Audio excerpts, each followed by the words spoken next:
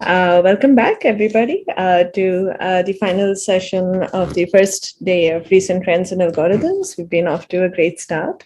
And it's a pleasure to introduce all of you to our speaker for this session, Diptarka Chakraborty, who is joining us from Singapore. He's currently at the National University of Singapore, and he did his PhD from the Indian Institute of Technology, Kanpur, IIT Kanpur. And after that, he spent a couple of years at Charles University in Prague, the Czech Republic, as a postdoc. And after that, he spent close to a year in Israel at the Weizmann Institute of Science. And his research interests are broadly in theoretical computer science, span a variety of different themes and different kinds of problems. So he looks at algorithms on large data sets, streaming algorithms, string matching algorithms, graph algorithms, and data structures. He's worked on problems like, I think, edit distance, for example, really a lot of fundamental work there. So today is going to be talking about aggregating a data set from rankings to strings. We'll be surveying some of his recent work on this broad theme. So we're really looking forward to both of your talks, Diptarka. This is the first of a two-part journey that we will be undertaking with you. So thank you so much, and it's over to you. Okay, thanks, Nirhara, for the nice introduction, and also thanks to all the organizers for organizing this beautiful workshop and also inviting me to speak here. So as you can see, so the title of the talk is Aggregating a Dataset Ranking to Strings. So I will not focus on any of my particular research work, but rather I will combine 2-3 papers and try to give as much as details as possible. But what I am planning today is essentially introduce you to a set of problems and do not give any solution to them today. And most likely tomorrow I will give solution to some of them, at least the solution that I am aware of. So so this, as I mentioned, I mean, this talk will going to be like combination of 3 of my works. And so I should thank all my collaborators. First of all, Debarati Das, who is currently assistant professor at Penn State University, then Robi Krautgamar, who is a professor at Weizmann Institute of Science, then Kshitij Gajjar. I can see that he is here as well. He is also attending, so he is postdoc at NUS, and then also Agastha Vibhuti Jha, who is currently a master student at EPFL. So let's now start with this talk. So although the title suggests that so this have this word rankings to strings, but when I introduce the problems, I will actually go in the reverse direction. So I will start with string and then I go to rankings. But when I provide the solutions, maybe then I will take this direct route from rankings to strings. Okay, so let's start with this fundamental notion of string similarity measure. So suppose we are given 2 files, 2 text files, and I want to compare them, how similar they are. Well, so there are several classical measures using which we can find the similarity, or you can say dissimilarity among these files. For example, one classical one is the Hamming distance, where so there are suppose 2 binary strings, both are like contents of say 2 files. And now I will look into the positions, the coordinates where they differ. For example, in this example here, you can see that there are 5 positions where these bits are different. So then the Hamming distance is defined to be 5 for this input. But it turns out that for some of the applications, although the Hamming distance is a very classical notion, for some of the applications, it could not capture the real similarity between strings. For example, let's now consider these 2 pieces of text. So suppose somebody asks me that, hey, Diptarka, so how is your life at NUS?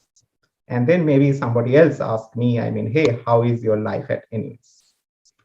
So it looks that these two texts are very similar, but now if you compare, I mean, if you compute the Hamming distance, like coordinate-wise dissimilarity, then you will see that for the large chunk of this text, they are dissimilar. Of course, I mean, for Hamming distance to be well defined, I mean, both the strings has to be of the same length, but let's assume that they are of the same length. Maybe I can append, I mean, although in this example, you can see that second text is much shorter than the first one, but you can append with 0 to make them equal length. But now the still the problem is there that they are showing that almost everything is dissimilar, but it is not the case actually. So the Hamming distance will be very large for this example. But as I mentioned, that they are very similar things. So if you delete just this word, I mean, my name Diptarka from here, so then they will be look exactly the same.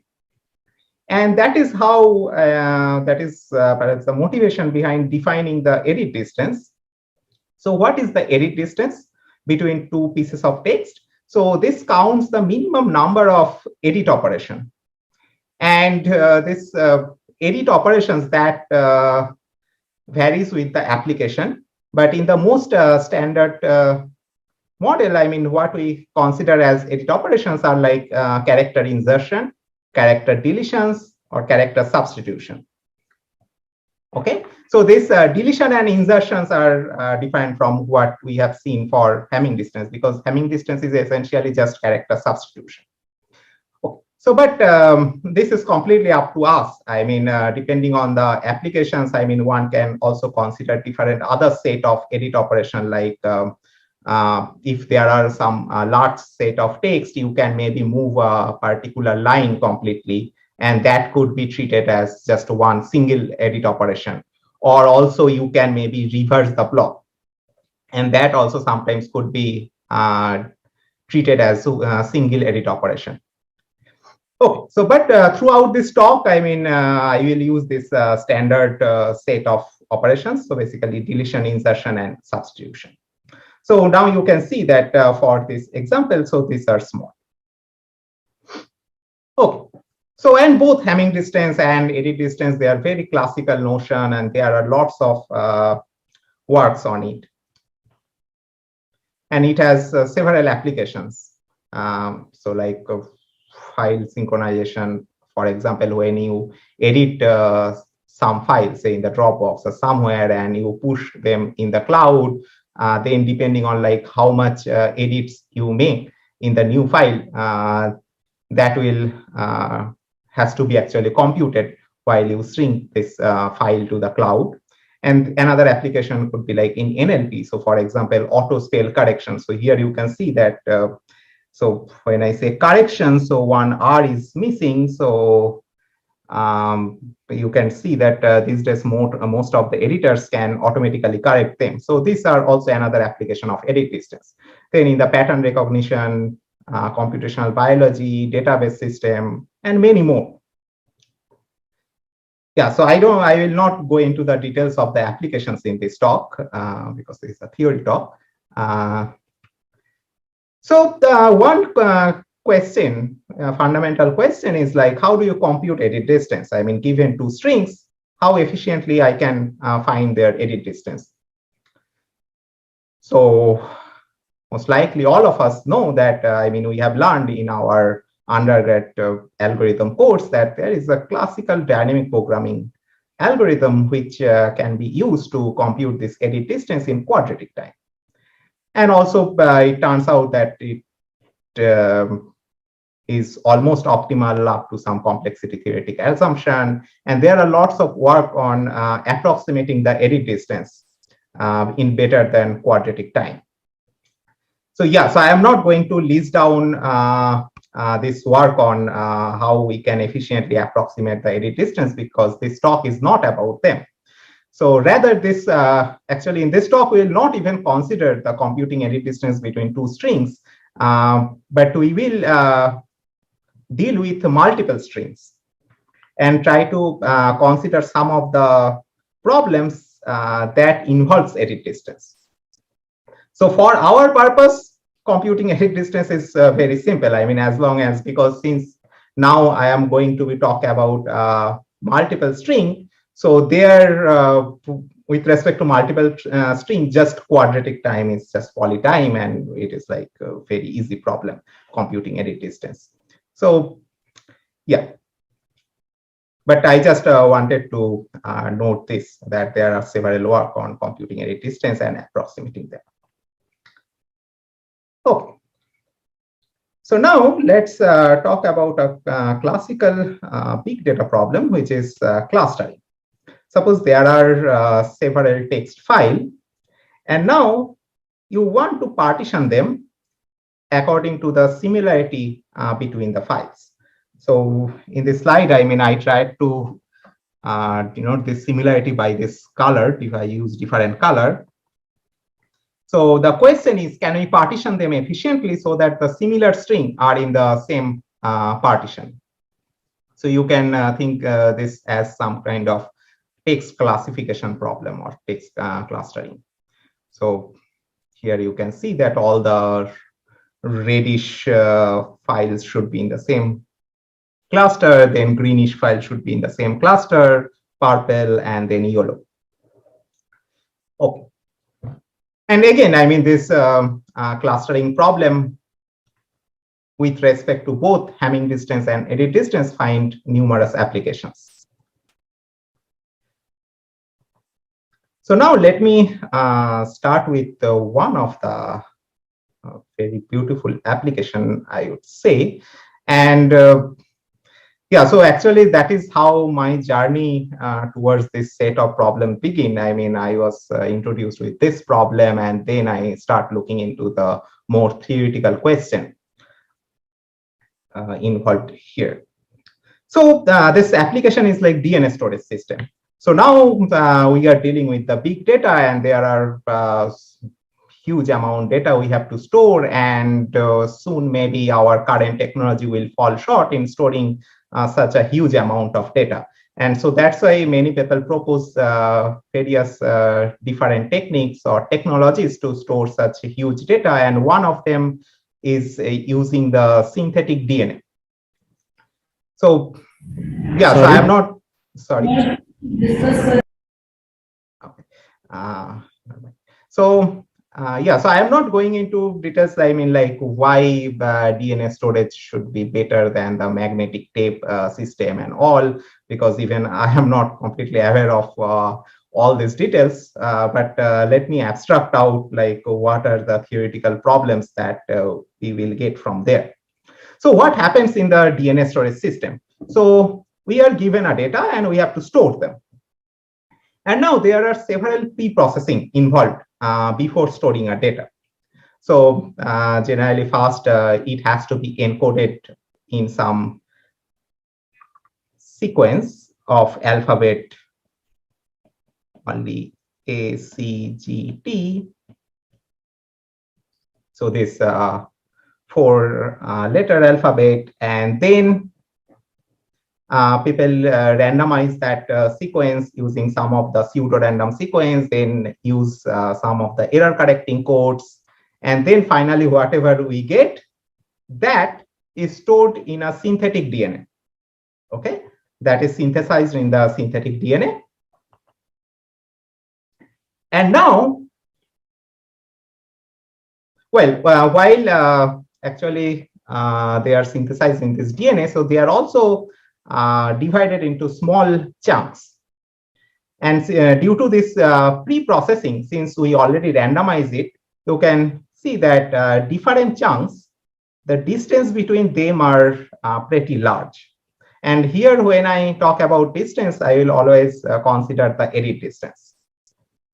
So it is not actually hard to show that for if you randomize a string, I mean, like given 2 random strings with high priority, their edit distance will be large. So that's why now all these blocks, so their edit distance will be large.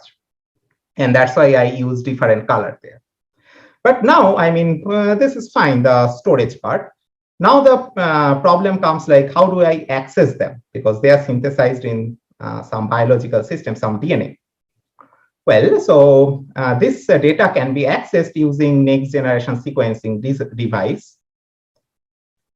But the problem is, due to the current technology that we have for next generation sequencing, it incurs some 12 to 18% of error, some noise. And this noise are, so essentially what we will see. So instead of getting, directly look into, getting this each of the block correctly, we will see some of the noisy copies of them. Okay, so when I ask for this whole data, so for each of the part, I will get some noisy copy and they are all intermixed. And this noisy copies, this noise are essentially the random edit operations. Okay, so now let's see pictorially. So these are the data that I want to retrieve back from the DNA storage system. But essentially what I get is some of the noisy copies. So for example, so for this yellow copies, I get so maybe 3 noisy copies of this yellow, and then red, purple, and green. So now the question is, how do I get back the original data? Because if I could not get back the original data, so then is no point of using this DNA storage system. And these are the computational problems that arise, and I think they are also nice from the theoretical point of view. Oh, so what is the first step? So first step to get back, retrieve back this actual data is clustering, because all these things are intermixed. So now I will cluster them so that at least I can identify that from which set of copies I should get the actual copy. Okay. So now I cluster them. So all the yellow points will come into the cluster 1, then red points in the cluster 2, and so on. So this is the first step, clustering. And once I get the, do this clustering, so after that, my next task will be to get back the original data. So from this cluster 1, which are essentially the noisy copies of this yellow file set, yellow block, I should get the exact original data. Okay, so this is the second part. So, and that's how, now you can see, why I mentioned this clustering problem. So this is the first part is essentially that given a set of files, I want to partition them according to the similarity between them. And we want efficient procedure. And of course, now so here we have to talk about the running time of the clustering algorithm, what are the accuracy, and so on. But unfortunately, we don't know much non-trivial result for clustering when the underlying distance measure is the edit distance. There are some of the clustering algorithms that works for general metric spaces. Only those are known for, those will also hold for edit distance, but nothing special is known. For Hamming distance, there are several non-trivial work, but such techniques won't extend directly to the edit distance. So there is one work on clustering for this type of noisy data that actually appear in this DNA storage application. So that appears in NewLib 17. But they have some theoretical guarantee and also empirical result, but that also could not really solve the actual problem. And this result only work, for this special type of data, like when there are some of the noisy copies. So what are the objective here? So here the objective is that I want a much faster algorithm than n squared. So here n is, you can think of like the original data size. Okay, so and why somehow I want to beat n squared here?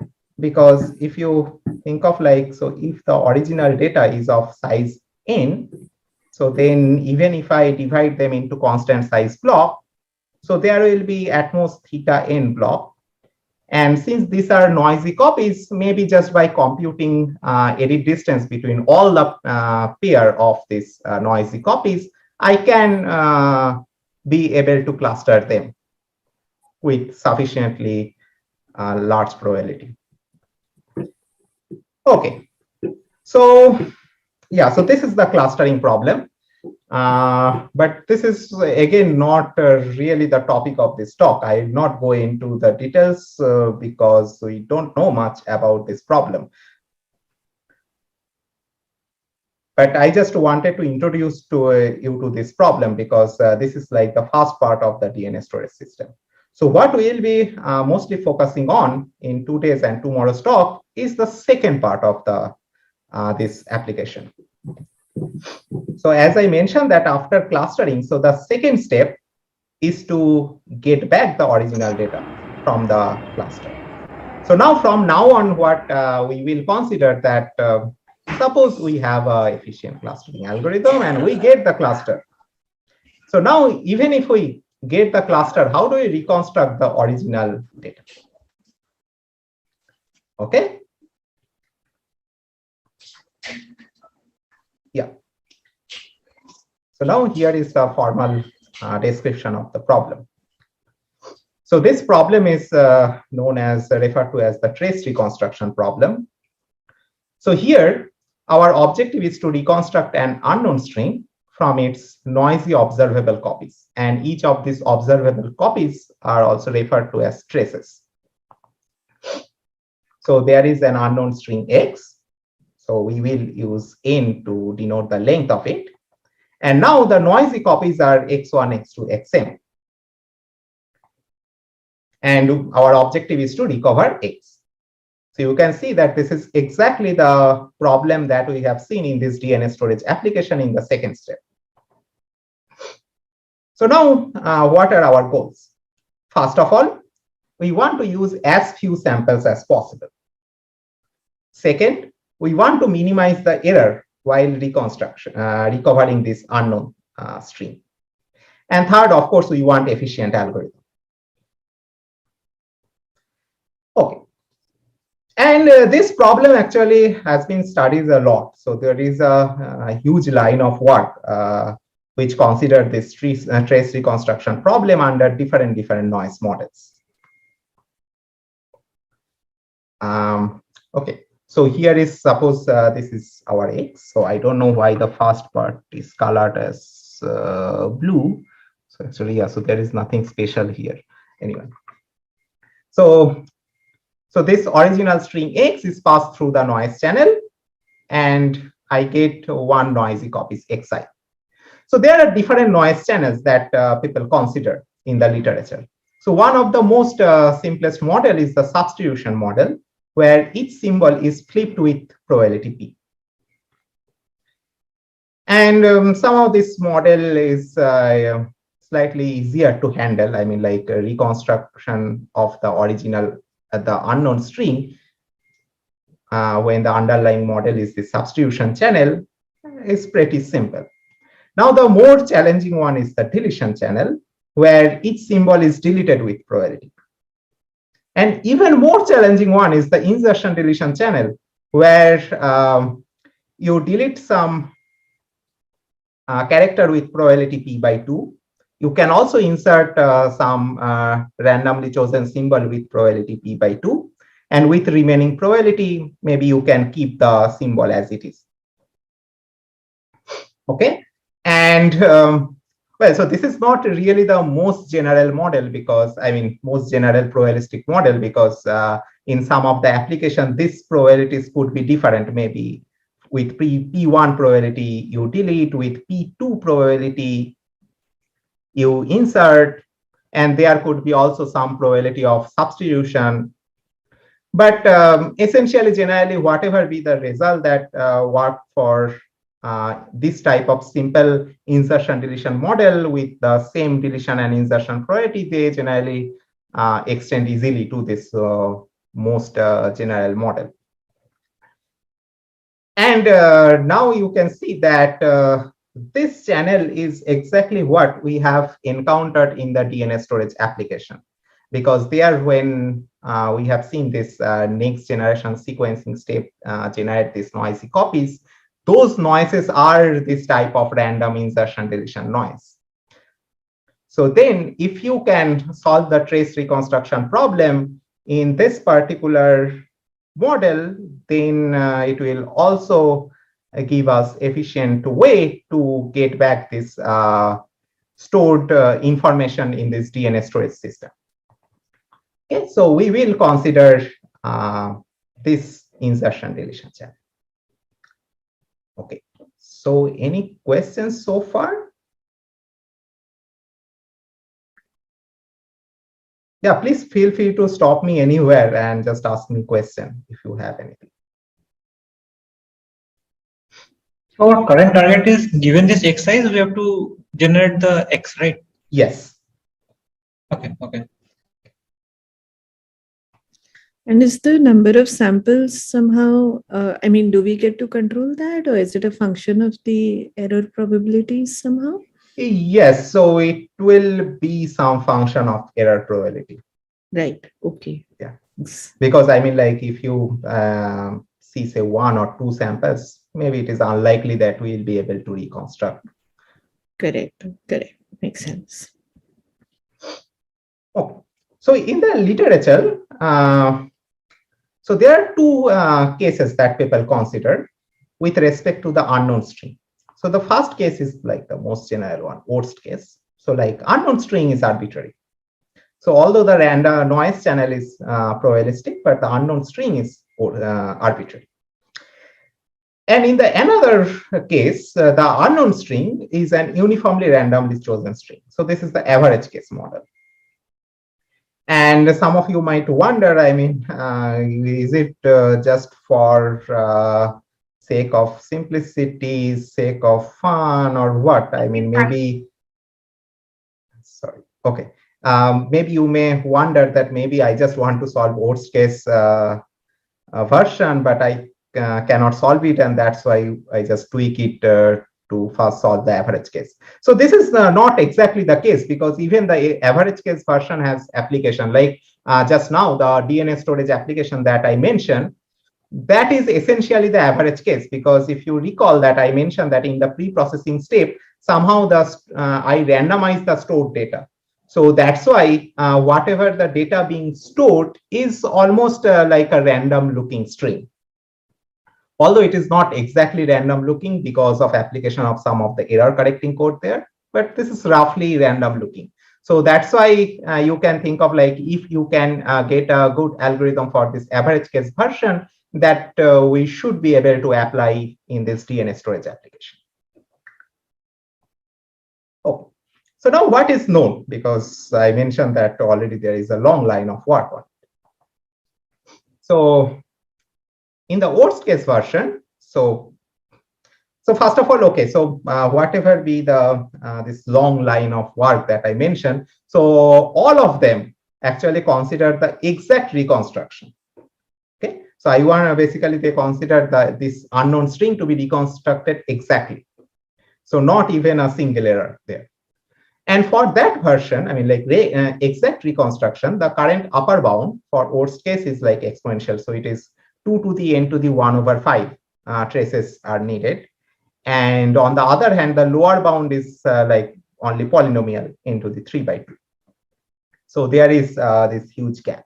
And even the similar thing is true for average case. I mean, this exponential gap is still there. So in the average case, the upper bound is much better than this exponential one. So it is now exponential, but not in n, but rather log.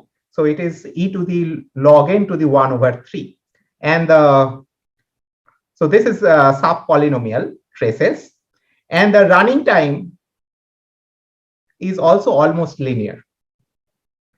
And it is known that you need log to the 5/2n traces to reconstruct them exactly.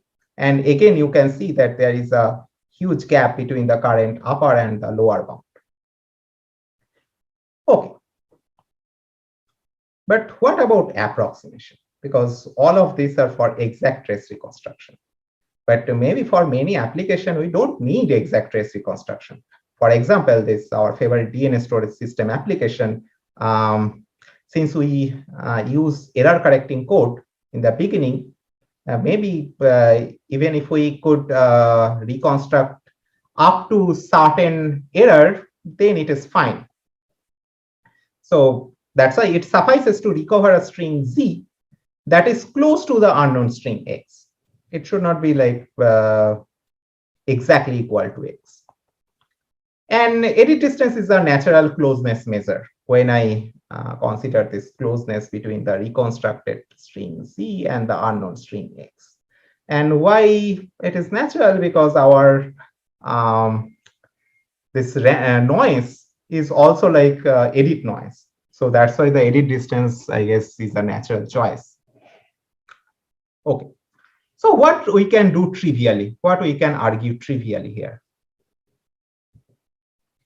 Well, so if you could just output one of the input trace, so that is also close to edit distance in the sense that up to this PN edit error. Okay. Because since I mentioned earlier that we delete with probability p by 2 and insert with probability p by 2. So essentially with probability p, I am introducing a noise. So roughly then the edit distance will be at most Pn. And so that's why, I mean, if I just output one of the input trace, this is Pn close. I mean, up to the distance Pn. Okay. So the question is, can we do better? Can we get show some non-trivial result here, which is like smaller than Pn? So the answer is yes, and we will see that proof tomorrow, that how we will get something better than Pn. Okay. And now let me go to slightly different problem. So is there any question so far on the trace reconstruction problem? Like on the problem formulation, previous work, anything?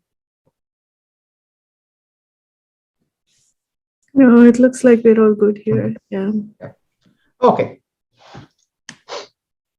So again, so recall, so this was our application, and in the step 2, essentially we were solving the trace reconstruction problem. Okay. So now you can see that whatever I have mentioned so far are for exact reconstruction, and those algorithms are not really practical. I mean, for average case, there are near linear time algorithm I mentioned, but those are not people use in practice. But rather, what people use in practice is some kind of heuristic. So what they do is like they find some kind of representative. Okay. So instead of this, I mean, this is what the unknown string is, and that is what I want to recover. And I am given only this noisy traces. So what people do, they use some heuristic to find a representative. And they just believe that most likely that representative should be same as this unknown one. And one of the representative, I mean, one of the way to define representative is a string that minimizes the sum of distances. Okay. And that defines the notion of median. So here is the problem statement. So given a set of strings, x1 up to xm, so the objective is to find another string y from the ambient space. Okay. So here are basically our given string x1, x2, x3, x4, x5, x6, and so on. And what I want to find some string which need not be same as one of these input, but it could be somewhere here, some y, such that it minimizes the sum of distances. It minimizes the sum of distances from each of the input strings. Okay. So this sum of the distances is our objective value, and that is what we want to minimize. And suppose y star be a string that minimizes this objective value. So then we call y star a median. Okay. So although I define everything in terms of the edit distance, but there is nothing specific here. So the median is a very classical data aggregation problem, and that is defined for, one can define for any metric spaces. And that actually being studied for other, like geometric spaces like Euclidean space, and also like Hamming distance, Jaccard similarity, rankings, and so on. And depending on this underlying metric space, this median problem has numerous applications. But I will not go into there. So throughout this talk, I will only restrict ourselves to the median problem where the underlying distance is the edit distance. Okay. So one question is, how do I find median string? Because I already mentioned that in practice, to solve the trace reconstruction problem, people use heuristic to basically solve the median problem. So actually, this problem is also turns out to be very difficult. So it is shown to be NP hard. But there is a dynamic programming algorithm, which is essentially some kind of extension of the dynamic programming algorithm that we have learned, which compute the edit distance between two strings. One can actually extend that dynamic programming algorithm and get a median string algorithm. But the running time is now exponential. So essentially, the running time is 2 to the m times n to the m. So m is the number of input strings, and each of the input string is of length n. Okay. So, and that is why I was also saying that this is a extension of this two string case, like when we find the edit distance, because they are essentially m is 2, and that's why we were getting n square. And now, since instead of two string, I have m string, somehow I am getting n to the m running time. And unfortunately, it is also known that under this assumption of ACTH, we cannot get much better than this running time. Okay. So now again, the question is, can we do something better with the help of approximation? So what is approximate median? So already in our first talk, Arindam already introduced us to the definition of approximation algorithm. And I guess anyway, I guess most of us already know about it, but just to make sure that we are in the same page. So here is the definition. So suppose the optimum objective value that is attained by a median string, I denote by opt. Okay. So then I will say a string y bar is a C approximate median if the objective value, when defined with respect to this y bar, so which is, if you recall, our objective value was the sum of edit distance from x to y bar. So x is all the strings in the input set. So which is at most C times opt. So then we will call this y bar approximate C approximate median. Okay. So now you may wonder, why I am suddenly now defining this approximate median. So is there any real connection between approximate trace reconstruction problem and the approximate median? I have mentioned that in practice, people use this heuristic to solve this trace reconstruction problem using median. But we have already seen that median is already NP hard. So basically there people use two types of heuristic. The first heuristic is like to solve trace reconstruction, solve median. And then even to solve median, they use another heuristic. Okay. Okay. So, but now the question is, can we prove something theoretically? So, yeah. So some algorithm that have theoretical guarantee. And also, I want to just introduce to you this term multi-sequence alignment, because some of you might encounter this term. So this multi-sequence alignment is nothing but whatever I just defined, this median with respect to edit distance. I mean, multi-sequence alignment actually has different version, but one of the popular version is essentially the rephrasing of the median problem with respect to edit distance. Okay. So one of the concrete question to think maybe that what is the, I mean, is there a definite connection between these two problems? Can we show something theoretically?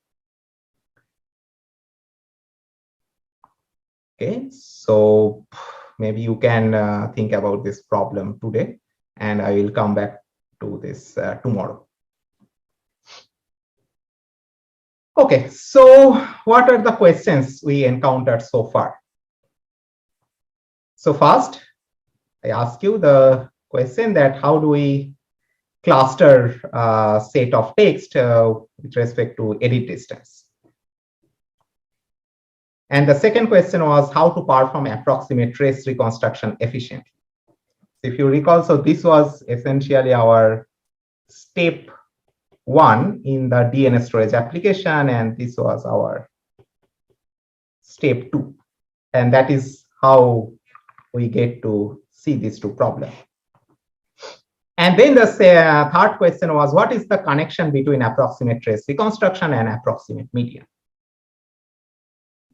And then the fourth question is, how do we find approximate median efficiently? So far we have seen this 4 questions.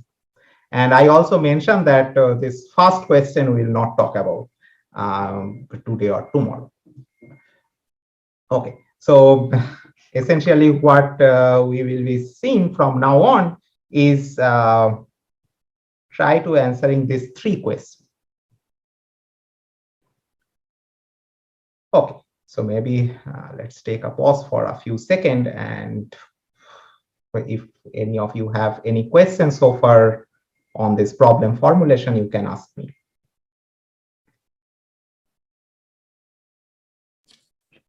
So I guess this is super high level, but is the hope that you can treat the noisy samples as strings in such a way that the closest string may somehow be a decent approximation to the word that you're looking for? Is that the kind of thing that you might be able? Yes, that is where I am approaching. So basically, I want to solve this trace reconstruction, and now first I want to show that if I could find this approximate median, that will be give us some approximate trace reconstruction, and that you suggested, and then I will solve the approximate median problem. And now as a combination of these two, I will get a good answer to this second question, that is, we will get a good trace reconstruction. Okay, that's very cool. Okay. Yeah. And the other question is probably out of scope, but are rankings going to come up now? Yes. Okay. I think you are right. I mean, because so far we have not seen rankings anywhere. Now soon it will come up. Okay. So before going into the rankings, what is approximate? I mean, we have defined approximate median. So now one trivial question, I mean, as I mentioned in the last slide, the fourth question was how to find the approximate median efficiently. But can we get a constant factor approximation in polytime? I mean, we know that it is NP hard. So the question is, can we get a constant factor approximation? Any large constant for now will should suffice. So I want to claim that 2 approximation is easy. So the question is why? So some of you might have already seen this, but those who are not, maybe you can try to make some attempt.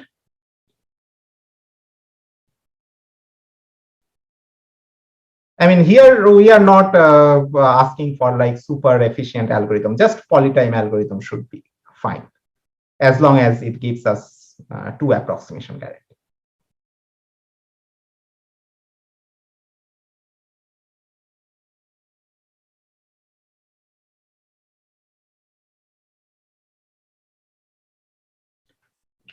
So then let me suggest. So one of the easiest way is like output the best input.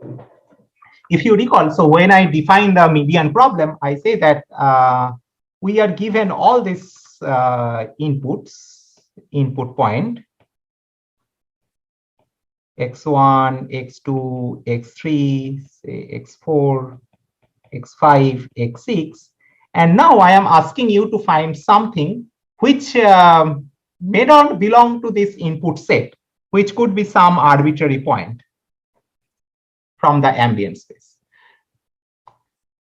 So that could be your actual median. But now I am saying that instead of that, if you just output the best input, so something from just from this input set, which minimizes this quantity, this objective value. So if you again recall what was the objective value, it was sum of distances.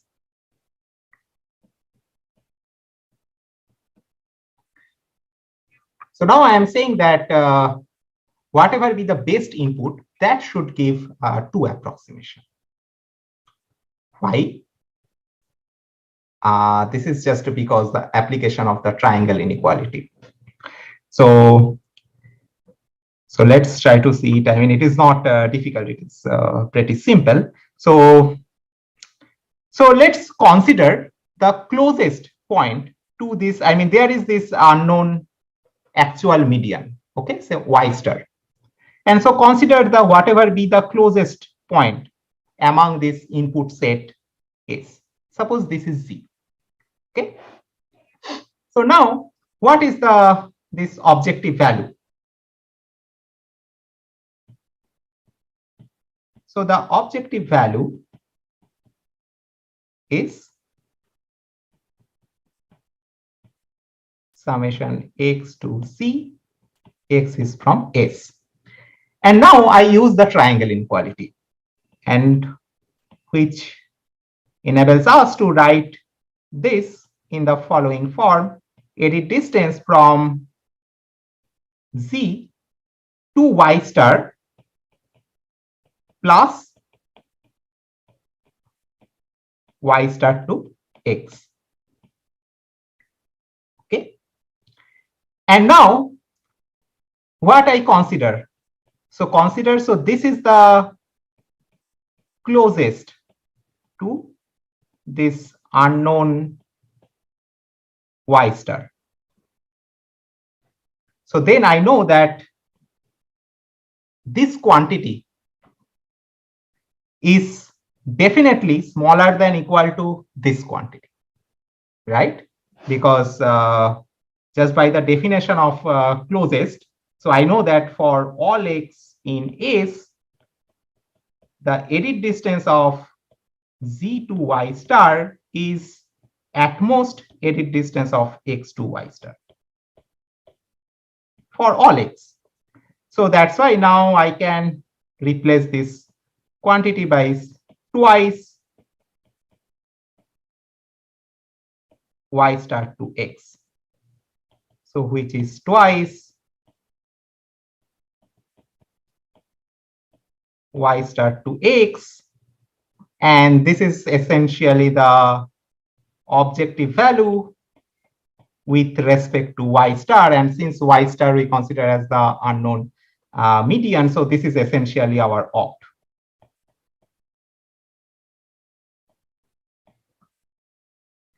So then you can easily see that now we get two approximation.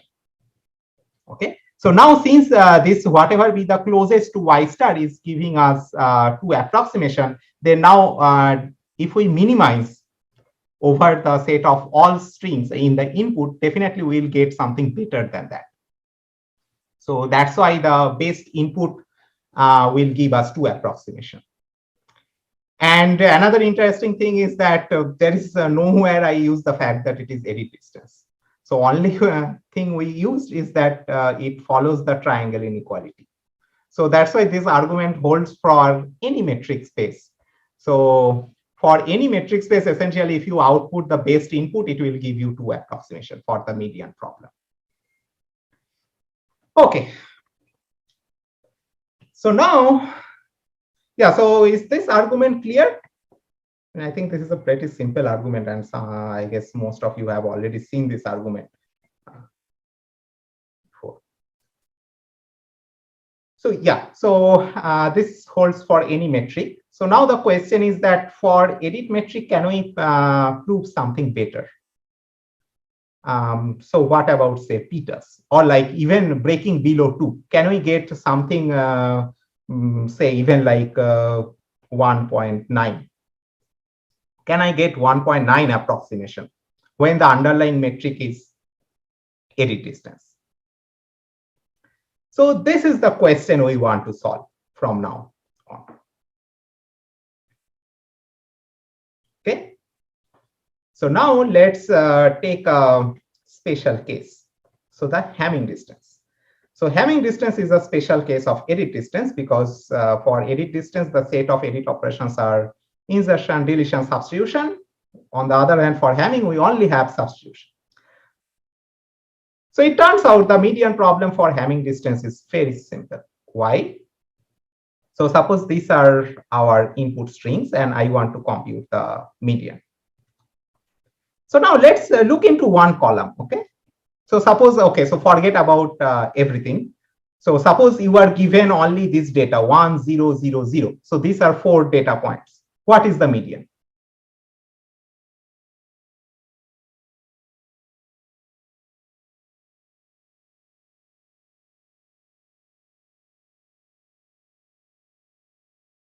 Yeah, so median is 0. So essentially, if you take the majority, so that will give you the give you a median. Okay. And this argument extends for the whole string because the Hamming distance is essentially coordinate-wise dissimilarity, right? So then you can essentially solve it like coordinate-wise separately. So essentially output the coordinate-wise majority. And if there are some ties, like if for some coordinate like half or 1, half or 0, you can just break ties arbitrarily. So for this example, so the y star could be just like for the first, the majority is 1, then the second, the majority is 0, and so on. And it is not difficult to show that this will give you the median.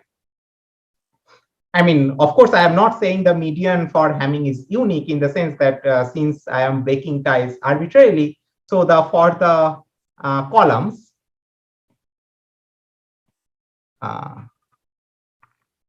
oops.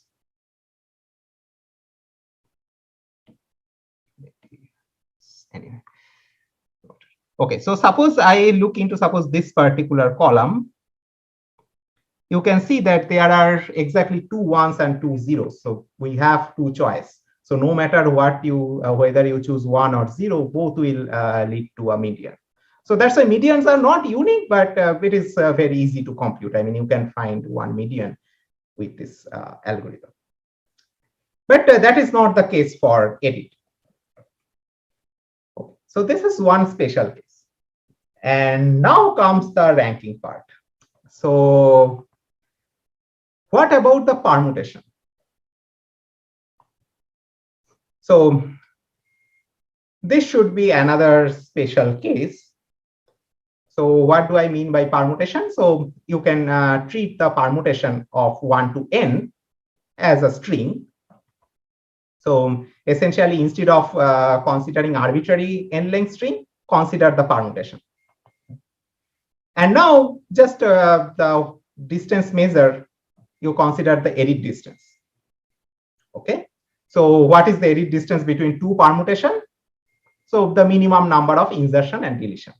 Exactly same as how we define normal edit distance.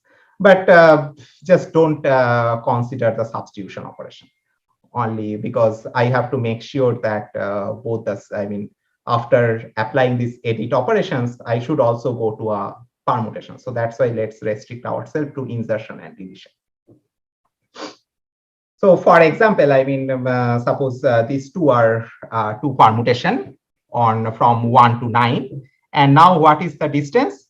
So maybe the edit operation is like I will delete 8 and also I will delete 2, and then I will place 2 here and 8 here. Okay, and then you can see that I will get x2. So the edit distance is then 4 because 2 insertion and 2 deletion. And this also has a special name. Like set of permutation where the underlying distance is edit distance. This is referred to as the Ulam metric. Okay, so the distance wise, this is really a special case of the normal edit distance. But when I consider the median problem, is it really a special case? So what is the median problem when the underlying space is Ulam? So again, we are given a set of permutation, which are essentially n-length strings. The objective is to find a permutation Y, and again, not necessarily from S, such that this minimizes sum of distances. And now you can see that this is not really a special case. Why? Because now I am asking to output a permutation. So when it is defined over string, so then the output could be an arbitrary string. But here we have a extra restriction that the output has to be permutation. So that's why the median defined over permutation is really not a special case of the edit median, although the Ulam metric is a special case of the edit distance. Okay, so then why do we consider Ulam median? First of all, it captures several inherent difficulties of edit metric. It is true for when even we consider two strings as well. It turns out like, there is a huge literature on computing edit distance between two strings. And it turns out that when the input strings are permutation, then somehow it is easier to compute. But there are some of the similarity in terms of difficulties. So one can actually get some of the ideas from those Ulam distance finding algorithm to get a efficient edit distance algorithm. So this is one motivation.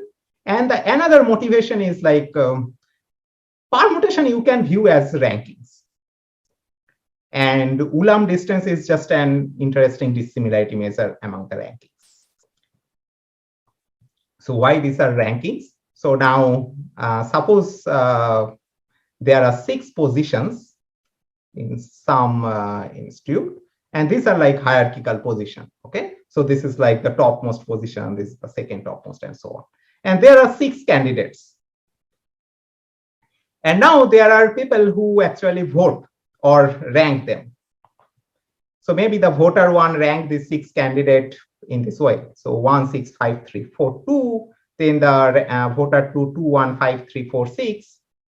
And now what is the problem here is that all those voters give their own ranking preferences. And now you have to aggregate them so that it will minimize the sum of distances to all these voters' preference. So for example, so here, suppose I aggregate all the ranking, I get this particular ranking. Now you can see that this particular ranking is of distance 2 from each of the voter ranking. So for example, so suppose this is my final aggregated rank. So now you can see that for voter 1, essentially I need to delete 6 and I have to place 6 here, and then I will get final ranking. So for voter 3 also I have to delete 1 here and put it here. And that's why the edit distance, not the Ulam distance, so generally edit distance over permutation is considered Ulam distance. So this is just 2 for each of them. So now the objective value wise, what is the objective value? It is essentially 8. And I guess you can show that this is the optimal for this example.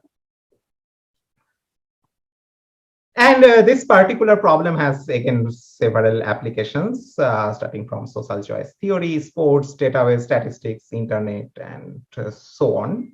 And we want to solve them. So I guess I am almost out of time. So maybe within 1 and 2 minutes, I will end this talk, and I will just keep the remaining for the tomorrow's. Okay, so this is our rank aggregation problem. And as I mentioned, the Ulam distance is just one of the dissimilarity measure among ranking and permutation. So there are actually several other popular measures that are used to compute the dissimilarity between rankings. For example, Kendall tau, with respect to which this rank aggregation is also called Kemeny optimal rank aggregation, Spearman-Foote rule, Kelly, Minkowski, and many more. And each of them has different applications. So one of the interesting one, maybe this is like the most popular one, so that's why I just emphasize that, this Kendall tau, which counts the number of inversion. So don't have to go into the definition for this, because we will not see any result for Kendall tau, or at least we will not explain any result here. So I just want to emphasize this particular Kendall tau measure, because this is perhaps the most popular dissimilarity measure among rankings. And under this measure, I mean, people have considered the rank aggregation or median problem. And it turns out, again, there is a huge literature, and it turns out that this is NP hard with respect to Kendall tau. And even for 4 input, like even if you are given 4 ranking and asked to find the median, so that problem is NP hard. But on the other hand, there is a PTAS. So essentially, there is a 1 plus epsilon approximation algorithm in polytime. But for 3 inputs, we don't know. So this is the story for Kendall tau. And now what about Ulam? Because this is what now we are interested in. So unfortunately, we don't know for Ulam it is NP hard or not. I believe that it should be NP hard, but I don't know the proof. So you are welcome to come up with some proof. And what we show very recently is that we can get 2 minus epsilon approximation. And just unlike Kendall tau, for 3 inputs, for Kendall tau, we don't know for 3 input whether it is NP hard or P. But for Ulam, we can show that it is NP. Okay, so that is like the story so far for the rankings. Okay, so from so I will end here, and from tomorrow I will start from here actually. So I will show you how to basically prove these 2 results, and how this idea from Ulam, I mean, whether that will help us in getting solving the approximate median problem for the more general edit space. And then I will establish a connection with the trace reconstruction, and finally derive result for trace reconstruction. Yeah, so those remains for the tomorrow's talk. Okay, so yeah, let me end here, and if now you have any question, you can ask me. Yeah, thank you so much, Diptarka, for that wonderful talk. So on behalf of everybody attending, I think an applause at this point. So tomorrow's talk will be in reverse sequence. Yes, it will be in the reverse sequence. Now we will see the solutions. So we'll start with the solution of Ulam, then go to the edit, then connection with trace reconstruction, and so on. Right, that's yeah, I think that's going to be really interesting. So just a quick sanity check. The Kendall tau distance can be quadratic, right? It can be as bad as n squared between 2 permutations. Yeah, n choose 2, yeah. Right. And on the other hand, for Ulam, it is just order n. Right. Yeah, it's also interesting because, I mean, I guess if you had 2 voters, for instance, let's say one of them votes 1 through n and the other voter puts the first candidate at the end, versus another voter just swaps the first 2 candidates, then in both cases, the Ulam distance will be just 2, right? So the distance doesn't distinguish between what looks like a minor change and what looks like a major change. Yeah, so it will not, so that's why these 2 distances are not directly comparable. Right. That way. Yeah. That's interesting. It's also interesting that the hardness of median is unknown as well. Okay, it feels like one of those things that should be hard, but I guess Yeah. it's right. Yeah, so actually, so there is, so maybe I will mention that tomorrow. So, I mean, there is also another way of measuring this rank aggregation, or like any data aggregation is like mean max. So today I talked about mean sum. So now if you minimize the maximum, so that is called center. So with respect to that, for all of this metric and delta ulam, everything actually known to be NP hard. But that is not true for median, at least. Right. We don't know this. Right. You minimizing the worst distance. Correct. Yeah. That's right. Yeah, that should be more difficult than the minimizing the sum.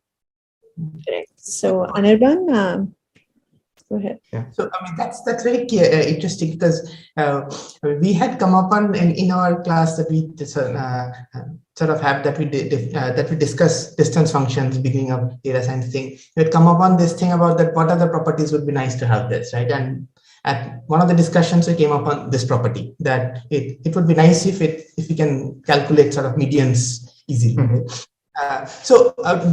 Do you know for other distance functions, like you mentioned somewhere the Jaccard distance, right? It doesn't seem obvious to me for that too, but do you know what the results? I think Pitas is known. Oh, it's for Jaccard, Pitas is known. Okay. Oh, cool. That's interesting. I think for Jaccard, like both the median and center, I think Pitas is known. I think so, if I recall correctly.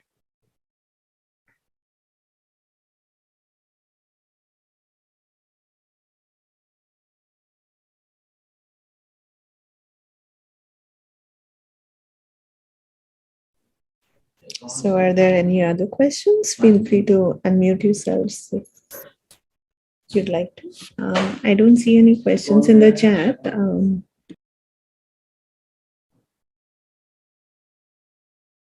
Yeah, so today's talk was so simple, so that's why there is no question. So maybe tomorrow we'll have lots of questions. Sure. Yeah. I think you have asked all the questions at this point, and you've stopped at a nice cliffhanger. So I'm sure we are looking forward to your follow-up talk. And if anybody had questions that they couldn't get in today, tomorrow would be a great time to ask as well. So thanks so much again, Diptarka, and to everybody who joined. It's back to the organizers, as I think we are getting ready to call it a day. So thanks.